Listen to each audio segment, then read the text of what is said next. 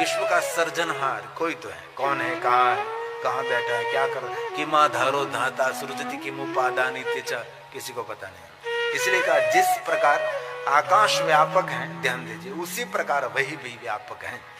आकाश का कोई अंत नहीं, तो ईश्वर भी अनंत है और यह माया से परे है। हम सब माया से भ्रमित हैं। जो कुछ नहीं है वो कुछ मान लेते हैं। राजा जनक ने अष्टावक्र को पूछा था ना कि मुझे रात्रि में सपना आया था कि मैं भिखारी हूं और मैं राजा हूं कि भिखारी हूं। अष्टावक्र जी ने कह दिया आप राजा भी नहीं, आप भिखारी भी नहीं, आप कुछ भी नहीं। यही तत्व है। लेकिन ये तो बहुत हमारे लिए तो समझना बहुत मुश्किल है। इसलिए परमात्मा द्वंद रहित है, मत्सरता रहित है। इसमें कोई द्वंद नहीं है, कोई उन्माद नहीं है, कोई उछल कूद नहीं है, कोई उपद्रव नहीं है। और हमारे में तो उपद्रव है, उछल कूद है, बहुत कुछ हमारे में सब में है। इस तत्व तक पहुंचने के लिए हम कभी सोच भी नहीं सकते। ये ऋषि मुनियों भी बहुत सालों तक निरंतर ध्यानस्थ रहते, बाद में भी मेरी नेत्र खोलते और समाधि में से जागते तो कहते नेति नेति नेति, बस कोई है, कौन है, कहाँ, पता नहीं, कोई है, बस इतना स्वीकार लेते कोई है। बस इतना जो आपके मन में एक भाव प्रकट हो गया कि कोई है, तो समझो आप पहुंच गए। इतना ही सिर्फ भाव प्रकट करे कि कोई है, हमारा अस्तित्व है। तो हमारा अस्तित्व कब होगा? हमारे पिता का कोई अस्तित्व है तो हमारा अस्तित्व रहा वो ना। और मेरे पिता का अस्तित्व कहाँ है? उनके भी पिता है और उनके भी पिता हो। जो पहला पिता है ये जगत के सर्जक है, जहां से प्रारंभ हुआ, जहां से यात्रा का प्रारंभ हुआ। इसलिए आकाशम व्यापम, आकाशं व्यापकं यद्वत् तथैव व्यापकं तद्विदं मायातीतं परात्मानं द्वन्द्वातीतं विमत्सरं। द्वंद रहित है, द्वन्द्वातीतं उसको कहते शिव तत्व, जिनमें कोई द्वंद नहीं है, कोई उछल कूद नहीं, कोई उपद्रव नहीं है, उसको शिव तत्व कहा है। हे ब्राह्मणों, इस लोक में उसकी प्राप्ति निश्चिंत ही शिव ज्ञान के उदय से होती है। जिनको शिव ज्ञान हो गया उनको इस तत्व को जान सकते हैं। शिव जी के भजन से या सज्जनों की सूक्ष्म बुद्धि से इस तत्व को जाना जाता है। प्रश्न हुआ कि इस तत्व को कैसे जाने? जहां हमारा विचार भी नहीं पहुंचता, ध्यान दीजिए, जहां हमारी वाणी भी नहीं पहुंचती, तो प्रश्न हो सकता है बुद्धिजीवी व्यक्ति को कि तो इस तत्व को कैसे समझे? तो यहां उसका जवाब दिया कि हे ब्राह्मणों, इस लोक में उसकी प्राप्ति निश्चिंत ही शिव ज्ञान से होती है। शिव ज्ञान किसको कहते हैं? जिनके हृदय में शिव ज्ञान का उदय हुआ है, इस तत्व को जान सकते हैं। और शिव ज्ञान कैसे हो सकता है? तो शिव जी के भजन से हो सकता है। महादेव के भजन से शिव ज्ञान होता है। शिव ज्ञान से इस तत्व को जान सकते हैं। और शिव जी का भजन कैसे हो सकता है? तो कोई सज्जनों की सूक्ष्म बुद्धि से होता है। कोई संत साधु महापुरुष का संग हो गया तो आप धीरे धीरे शिव भजन करने लगेंगे और शिव भजन करते करते आप शिव ज्ञान अर्जित करने लगोगे। और शिव ज्ञान, इस तत्व को जानने के लिए शिव ज्ञान ही उसका उदय है। सब लोग यहाँ पहुंच ही नहीं सकते, कभी कल्पना भी नहीं कर सकते। और कलयुग में रहने वाले जीवात्मा वो तो कभी सोच नहीं सकता। कोई होगा योगी, कोई महापुरुष परम तत्व के पीछे निरंतर निरंतर गहरा भाव प्रकट करके उसको जानने का प्रयास करते हैं। बाकी तो ये सब सुन सकते हैं, पूरी बात इसको समझ भी नहीं सकते हैं। तो बहुत सुंदर भगवान शिव के भजन से शिव ज्ञान का उदय होगा। और शिव भजन कैसे होगा? तो कि सज्जनों की सूक्ष्म बुद्धि से होगा। इसलिए जीवन में सज्जनों का संग बहुत आवश्यक है। और कहा आगे, संसार में ज्ञान होना कठिन है। संसार में सभी को ज्ञान होना कठिन है और भजन करना सरल है। ज्ञान एकत्र करना ये कोई छोटी बात नहीं है, ये बहुत कठिन है ऐसा कहा। भजन करना सरल है। अतः ये ब्राह्मणों इसलिए मुक्ति प्राप्त करने के लिए शिव जी का भजन ही करें। बस अंत में तो ये है, भजन करें। इस तत्व को आप जान सके नहीं जान सके इस बात को छोड़ दीजिए। आप आपकी मुक्ति के लिए भगवान शिव जी का भजन करें। बस वहां बात को एकदम विराम करने लगे हैं। ज्ञानम तो दुष्करम लोके, ज्ञान तो बहुत दुष्कर है ना, सबको ज्ञान नहीं होता है। भजनम सुकरम मतलब ये उत्तम है, भजन करो। हलता चलता बैसता उठता खाता पीता उठता जागता, भज सांब सदाशिव भज सांब सदाशिव भज सांब सदाशिव। निरंतर आप जीवा करे वर्तते तस्य सफलम जीवितम। और जीवा पर हरि का नाम रहना चाहिए। जीवा पर भगवान की स्थापना कर दीजिए। जीवन जीने का आनंद नहीं मिलेगा आपको। जिन्हें जीवा पर भगवान की प्रतिष्ठा कर दी उसको जीवन जीने का कभी आनंद नहीं मिलता, उसको परमानंद मिलता है। जिन आनंद का कोई विराम नहीं, जो निरंतरता है। लेकिन शर्त है जिनकी जीवा पर भगवान की स्थापना कर दी, जिनकी जीवा पर भगवान की प्रतिष्ठा कर दी, उनके लिए कहा ज्ञानम तो दुष्करम लोके। ज्ञानम तु दुष्करम लोके भजनम सुकरम मतम। भजन करना सरल है, इसलिए भजन करिए। तस्मात् शिवं च भजत मुक्त्यर्थमपि सतमा।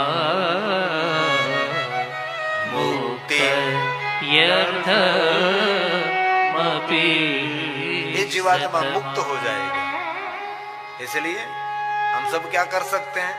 भजन कर सकते हैं। और ज्ञान अर्जित करना तो कठिन है, संसार में बहुत दुष्कर है। और आगे कहा शिव जी भजन के अधीन है। कितनी सुंदर बात, ज्ञान के अधीन नहीं है। ज्ञान घमंड दे सकता है, ज्ञान अभिमान दे सकता है, अहंकार भी दे सकता है, लेकिन भजन बहुत सरलता देता है, भजन बहुत नम्रता देते हैं। इसलिए बहुत सुंदर उपाय दिखाया, ध्यान दीजिए। भजन शिव जी भजन के अधीन है। वही ज्ञात्मा मोक्ष को देने वाले भगवान शिव स्वयं है। बहुत से सिद्ध पुरुषों ने भक्ति से ही परम मुक्ति को प्राप्त की है। इसलिए ज्ञान भले कम हो लेकिन भजन ज्यादा होना चाहिए। और भजन पढ़ा हुआ अनपढ़ कोई भी कर सकता है। भजन करने में बहुत कोई कठिन भाव नहीं है।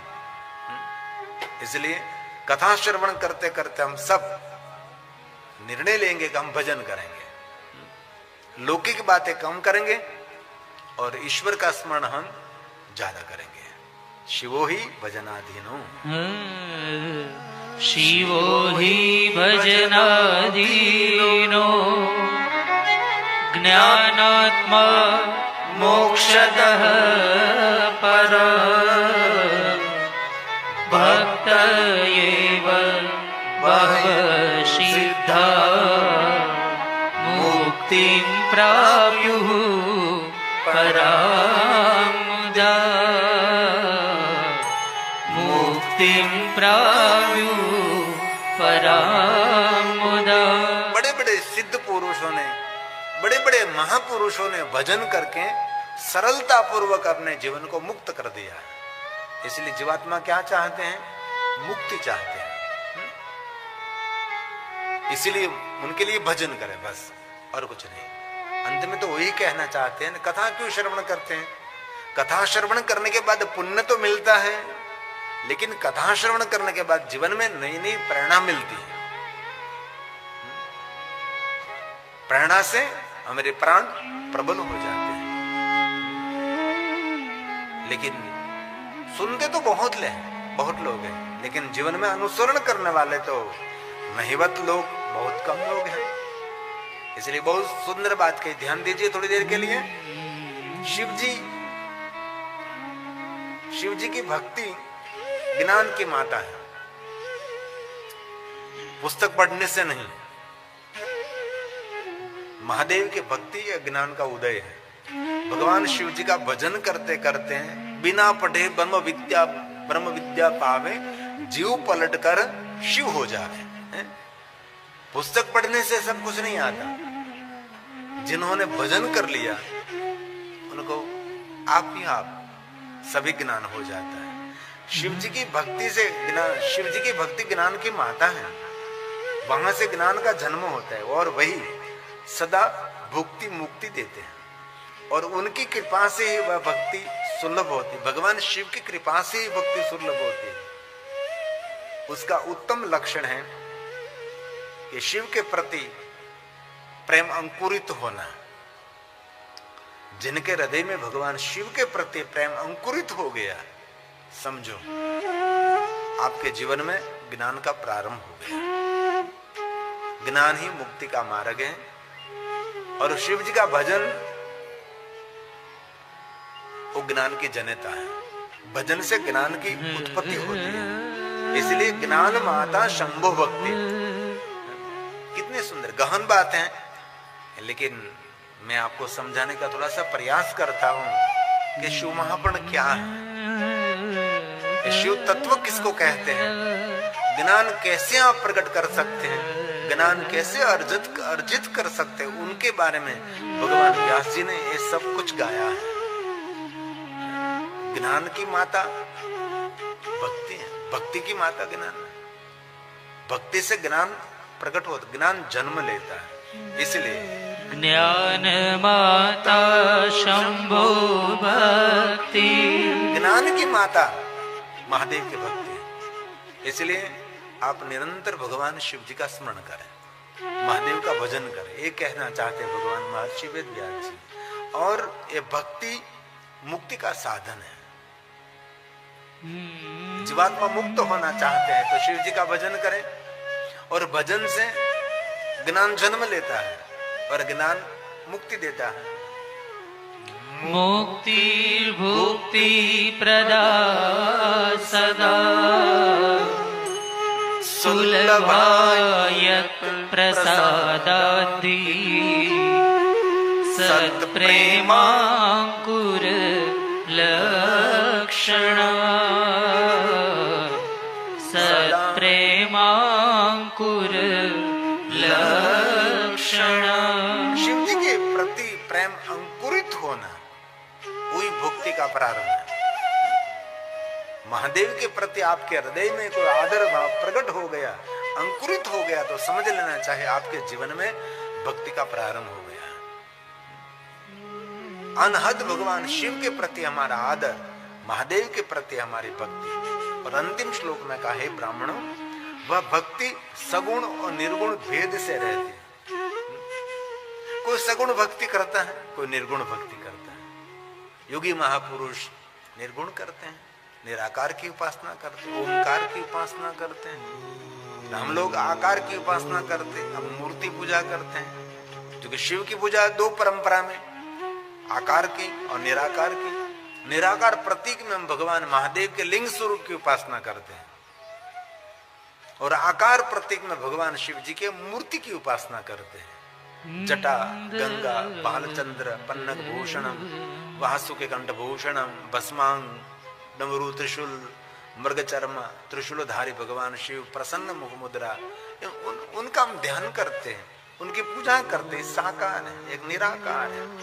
इसलिए हे ब्राह्मणों, वह भक्ति सगुण भी हो सकती है, निर्गुण भी हो सकती है, दोनों भेद में श्रेष्ठ है। उनमें शास्त्र विधान संपूर्ण हो, स्वाभाविक, दोनों उत्तम है। लेकिन ये भक्ति शास्त्र सम्मत होनी चाहिए। कलयुग में बहुत लोग ऐसी उपासना कर रहे हैं जो शास्त्र सम्मत नहीं है, जो वेद सम्मत नहीं है।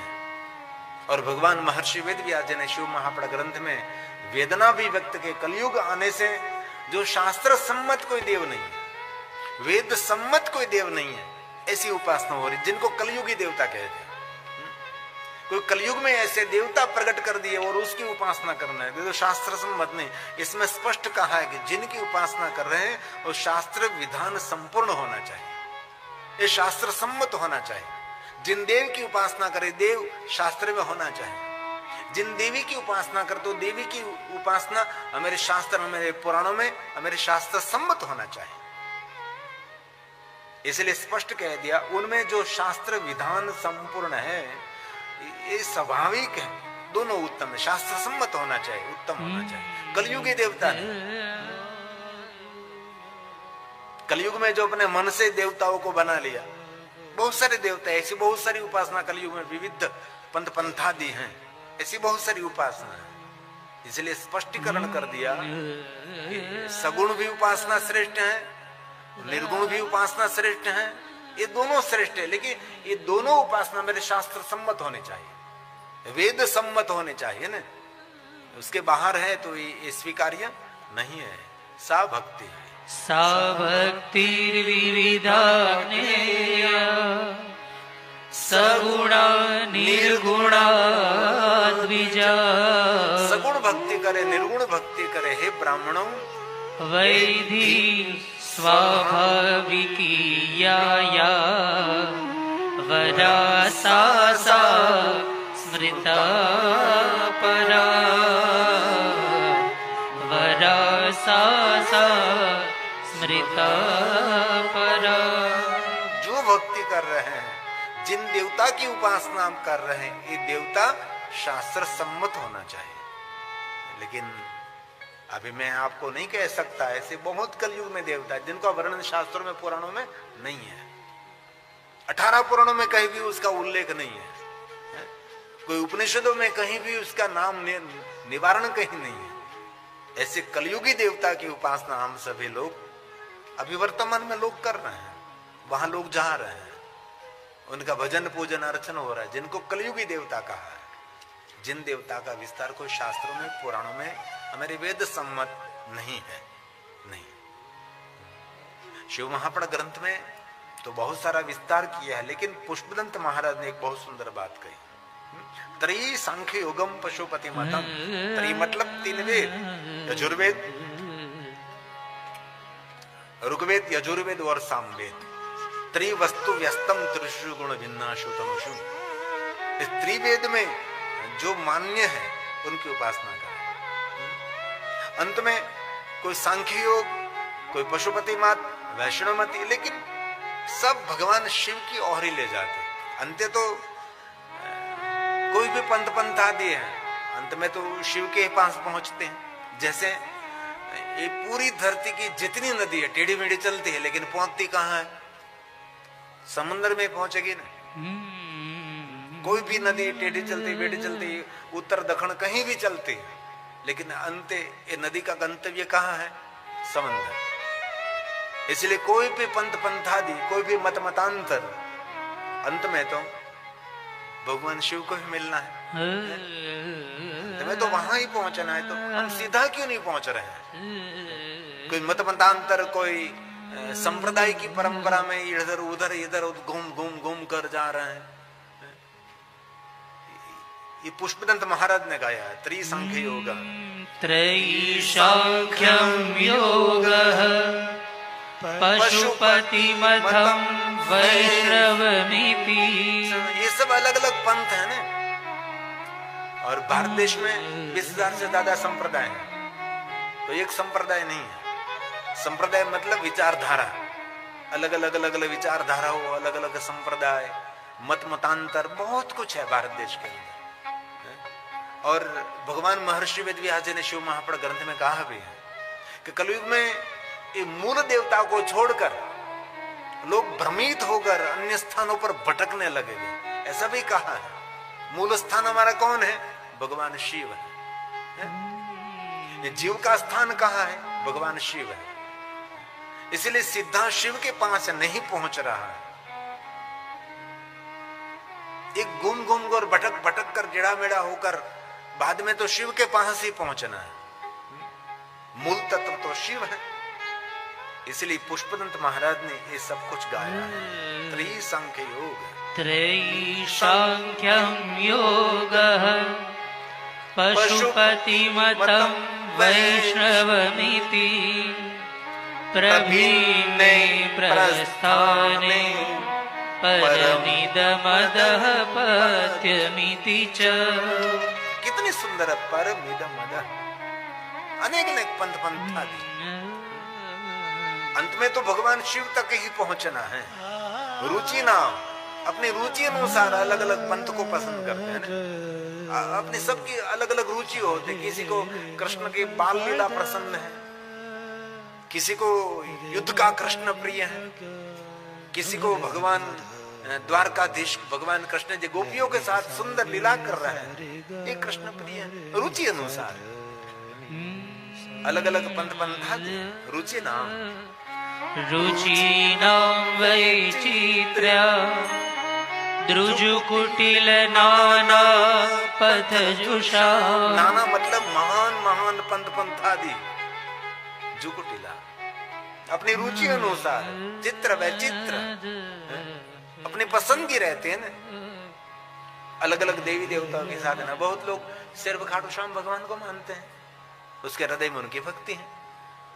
बहुत लोग सिर्फ हनुमान जी की उपासना करते हैं, बहुत लोग भैरव की उपासना करते हैं, बहुत लोग अलग अलग देवी देवता के रूप रूपांत उसकी उपासना करते हैं। इसलिए का रुचि ना वैचित्र्य, अलग अलग अलग सबकी उपासना। अंत में तो कहां पहुंचना है? शिव तक पहुंचना है। इसलिए पुष्पदंत महाराज ने दृष्टांत दे दिया, जैसे विश्व की सभी नदी टेढ़ी मेढ़ी वहां घूम घूम कर जाती है, अंत में तो सभी नदी कहाँ मिलती है? भगवान जैसे शिव को मिलते हैं, जैसे समंदर में मिलते। नृणामेको गम्य स्वमसि पयसामर्णवैव स्वमसि पयसामर्णवैव। जितनी दुनिया के नदी हैं और कहीं किसी दूसरे को नहीं मिलती, नदी हमेशा समंदर को मिलती है। वैसे दुनिया में कोई भी पंथ पंथादि है, कोई भी संप्रदाय है, कोई भी विचारधारा अपनी रुचि अनुसार उसने भगवान को पसंद कर लिया, लेकिन अंत तक तो भगवान शिव को ही पहुंचना है। ये पुष्पदंत महाराज ने सुंदर स्तोत्र की रचना करी। शिव श्री पुष्पदंत मुख पंकज निर्गते। श्री पुष्पदंत मुख पंज निर्गतेन स्तोत्रेण किल्बिषहरेण हर प्रियेण। पुष्पदंत महाराज ने स्तोत्र का गायन किया है। दुख आदि व्याधि को हरण करने वाला सुंदर स्तोत्र है। श्री पुष्पदंत मुख पंकज निर्गतेन स्तोत्रेण किल्बिषहरेण हर प्रियेण, जो हर को प्रिय।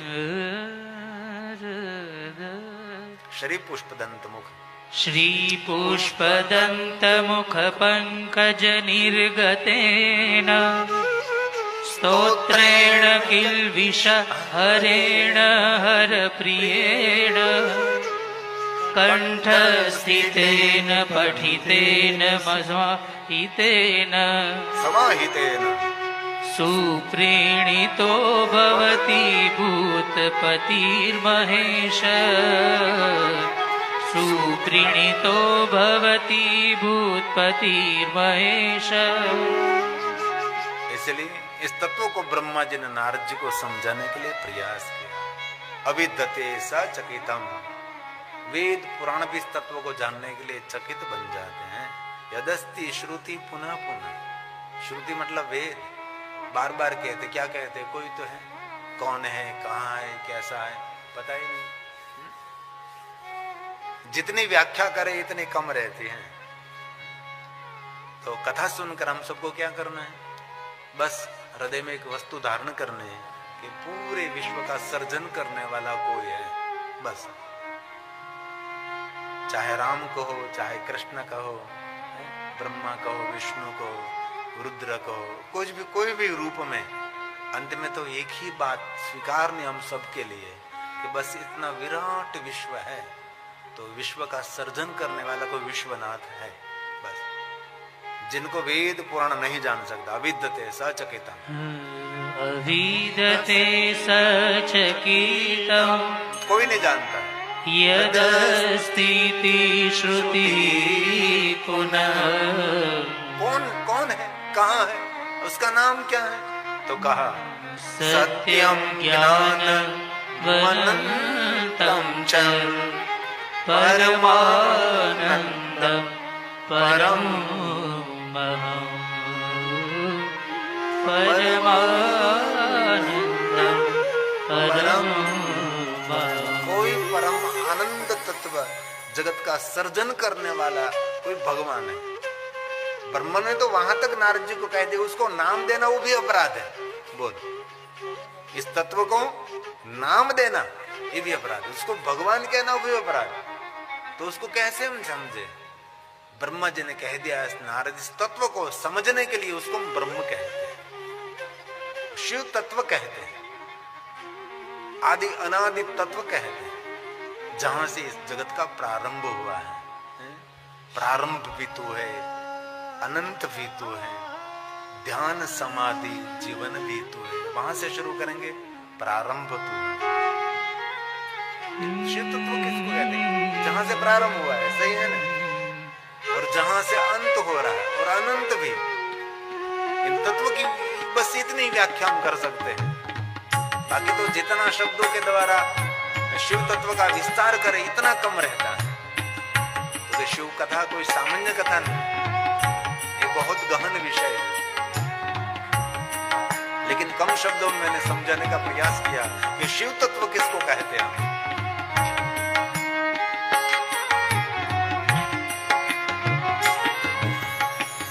आरंभ तू है, अनंत भी तू है, ध्यान समाधि जीवन तू है। कौन शिव, कहाँ शिव? आरंभ तू है, अनंत भी तू है, ध्यान समाधि जीवन तू है। हे भवतारण भक्त उदाहरण, हे भवतारण भक्त उदाहरण, विश्वनाथ शंभो। जय विश्वनाथ शंभो, जय महादेव शंभो, हर महादेव शंभो, जय महादेव शंभो,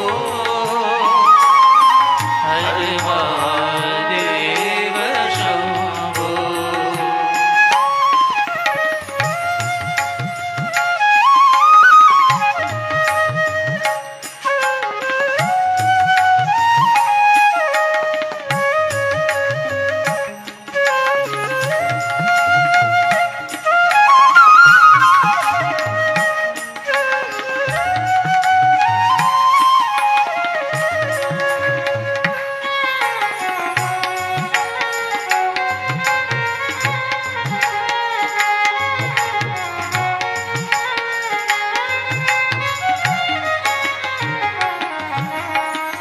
आरंभ तू है, अनंत भी तू है, ध्यान समाधि जीवन तू है। हे महादेव, हे महादेव, हे महादेव।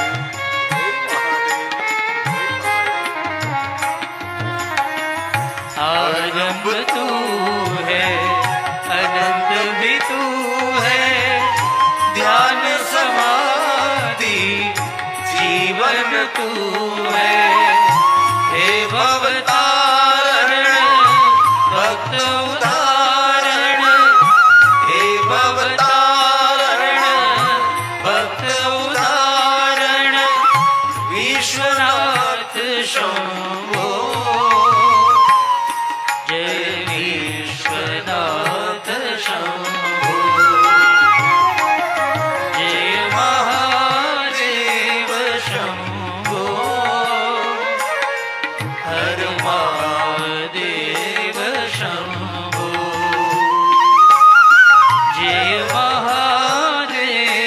शंभो हर महादेव शंभो तू ही सत्य है तू ही सनातन तू ही सत्य है तू ही सनातन विश्वनाथ शंभो विश्वनाथ शंभो जय महादेव शंभो हर महादेव शंभो जय महादेव शंभो हर महादेव शंभो हर महादेव शंभो हर महादेव शंभो नारद ने ब्रह्मा जी को पूछा कि हे पिता ब्रह्मा जी, आपने मुझे शिव तत्व समझाने के लिए प्रयास किया, तो आप मुझे बताइए, हमारी आंखों के द्वारा जो हम कुछ देख रहे हैं, इससे पहले क्या था? ब्रह्मा जी ने कह दिया, हे नारद, हमारी आंखों के द्वारा जो कुछ हम देख रहे हैं, ये कुछ भी नहीं था, लेकिन कोई था जो स्वयंभू प्रकाशित है।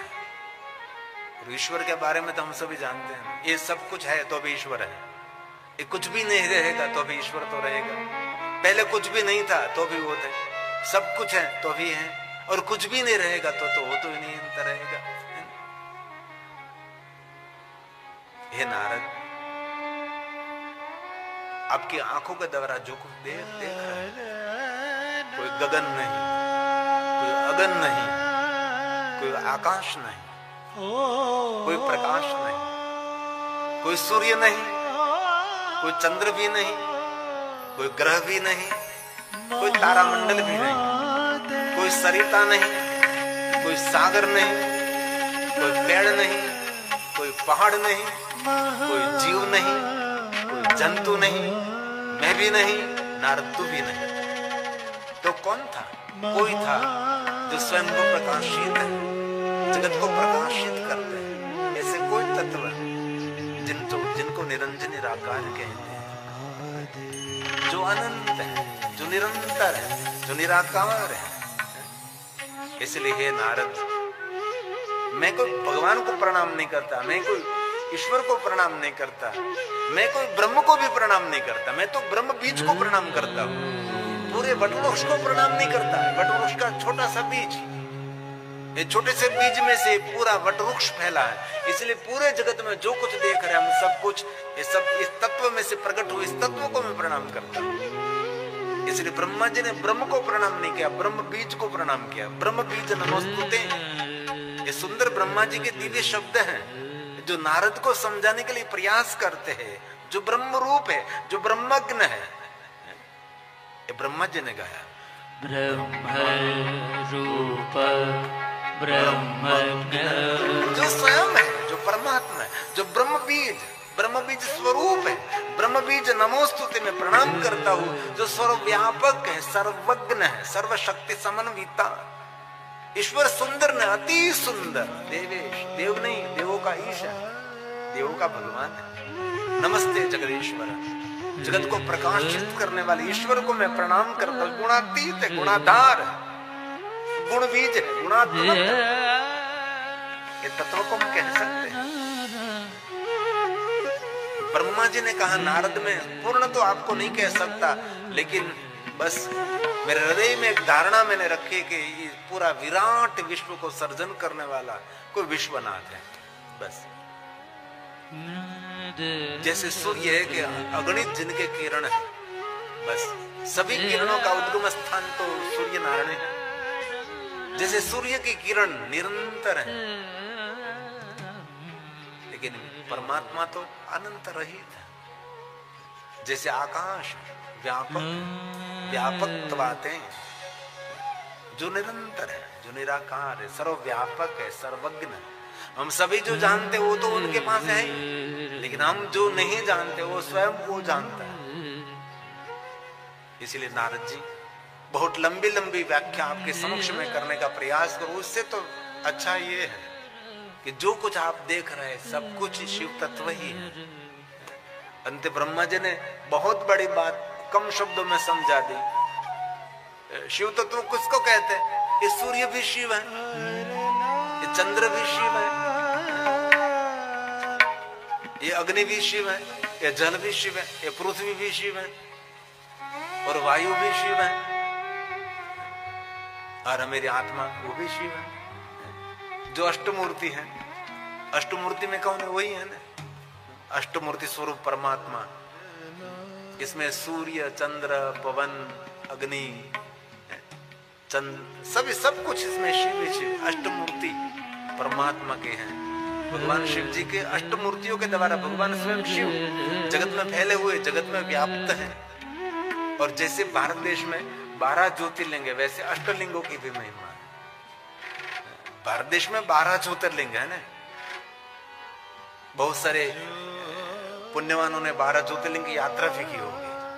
जैसे 12 ज्योतिर्लिंग वैसे अष्टलिंग है, जैसे अष्टलिंग ऐसे पंचलिंग भी है। हमारा शरीर कैसे बना है? पंचभूतों से बना है ना, तो पंचभूत लिंग भी अलग अलग। हमारा शरीर जल से बना है तो जल लिंग है, हमारे शरीर वायु है तो वायु लिंग है, शरीर में आकाश है तो आकाश लिंग है, शरीर में अग्नि है तो अग्नि लिंग है, और शरीर में पृथ्वी है तो पृथ्वी लिंग है। जो पंच तत्वों से बना हुआ हमारा शरीर है।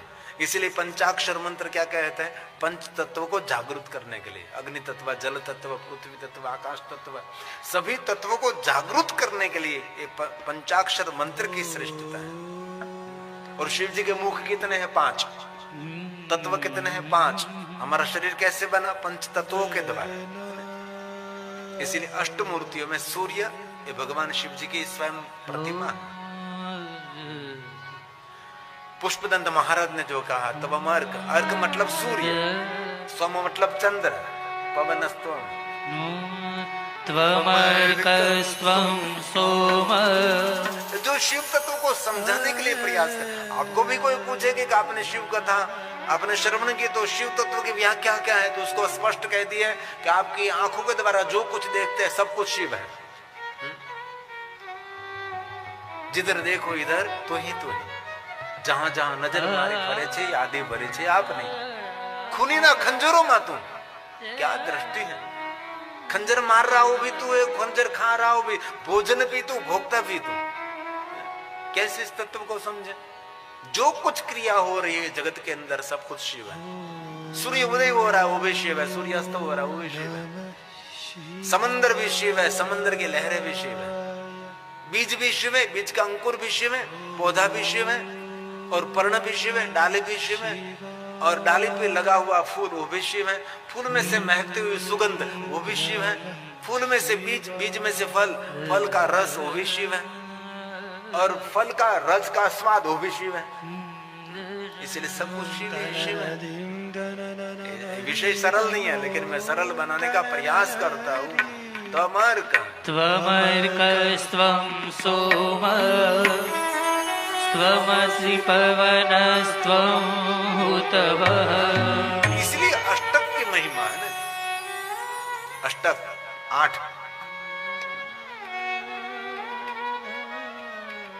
लिंगाष्टक, बिल्वाष्टक, शिवाष्टक, रुद्राष्टक है ना। 8 पंक्ति क्यों? क्योंकि भगवान शिव की प्रधान मूर्ति 8 है ना, अष्टमूर्ति है। इसलिए आप सूर्य को देख रहे हैं तो आप सूर्य को नहीं देख रहे, आप स्वयं शिव को देख रहे हैं। आकाश में चंद्रमा को देख रहे हैं तो आप चंद्रमा को नहीं देख रहे, स्वयं शिव को देख रहे हैं।